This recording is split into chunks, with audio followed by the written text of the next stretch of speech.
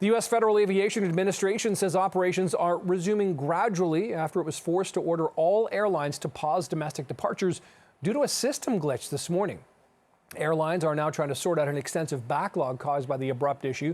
The FAA says the notice to air mission systems gives real-time status of U.S. airspace.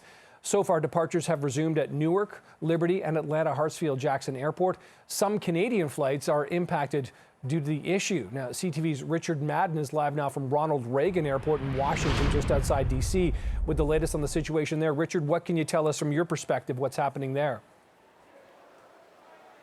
Yeah, well, Reagan International is a hub for American Airlines, and that glitch caused several delays across the board. And we can look at the board right here. Look at all the red text from the departure side. Delays, cancellations from everywhere from Albany to Columbus, and of course to Toronto. I'm sure we've all taken the Toronto or the Reagan Toronto flight several times. Here we go. Delayed. The American Airlines flight has been canceled. And even though this glitch lasted about an hour to 2 hours, the domino effect is going to last several hours because you have staffing issues.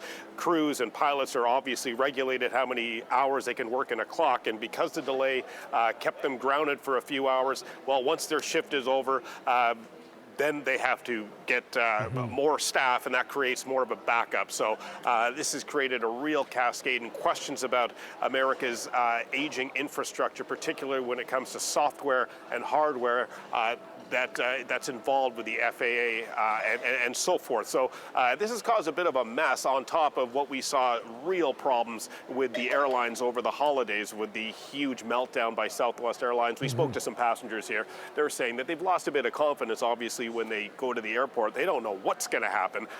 But we also spoke to another passenger whose flight to West Palm Beach was delayed. He had a tea time at 1 o'clock. Our heart goes out to him because that's got to be really tough. Good news, though, of course, is that his flight has resumed. Many of these delays are about an hour, 2 hours, but still, if you multiply that throughout the day, affecting how many hundreds of thousands of flights across the U.S. today, it's really going to be problematic. But the majority of passengers here, they're just taking things in stride.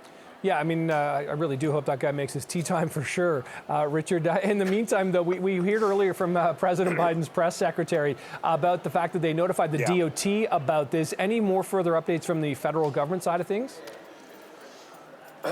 Well, the White House and the president saying that this was not a cyber attack, it was a glitch.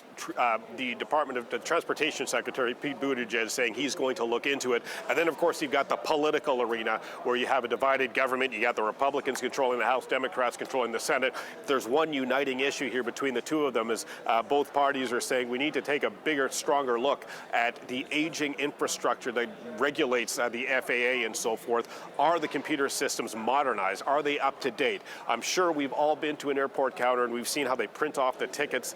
You see the monitors and the software they use. It could use an update, and there's questions whether or not it's time to really modernize this stuff. So perhaps there's a good news ending coming out of this glitch today, but ultimately the message from the White House is that this was not a cyber attack. It was a computer glitch, but it's affected an entire industry today. It certainly has, and it's had cross-border implications indeed. That's Richard Madden live at Reagan International in D.C. Richard, always good to chat. Thank you.